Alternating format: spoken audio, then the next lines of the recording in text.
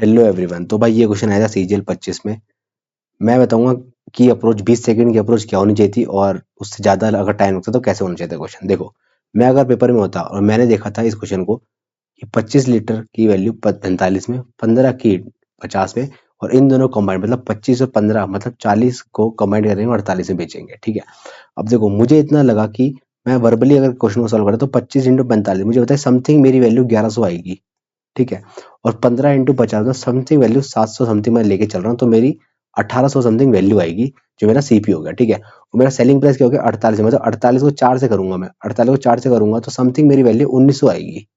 तो मुझे पता मेरा लॉस तो कभी भी नहीं होना, तो मैं सोच के मेरा प्रॉफिट होना, तो मेरे ये तो ऑप्शन एलिमिनेट हो गए थे। अब मेरे पास लास्ट के 20 सेकंड बचे तो मैं ऐसे दिमाग लगा सकता था और इन दो में से कोई भी तुक्का मार के आ सकता था। ठीक है, और अगर मेरे पास ज्यादा टाइम था तो अब हम इस क्वेश्चन को कर लेते हैं कि अगर तरीके से किया जाए तो कैसा करना है। करने का तो वही तरीका हो गया कि 25 को मैंने 45 में किया।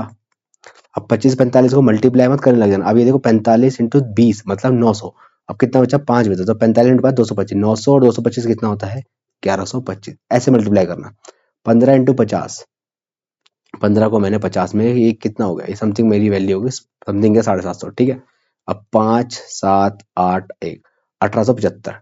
ठीक है, अब इन दोनों कंबाइंड किया मतलब दोनों कंबाइंड करके 40 हुआ। 40 को मैं 48 से करूंगा तो मेरे कितनी वैल्यू आएगी 40 इंटू 48, ये मेरी आएगी 44832 1920। ठीक है, और इन दोनों का सब्ट्रैक्शन निकालना है। अब निकालो 25 और 20 कितना है 45, तो मेरा 45 का प्रॉफिट हो गया।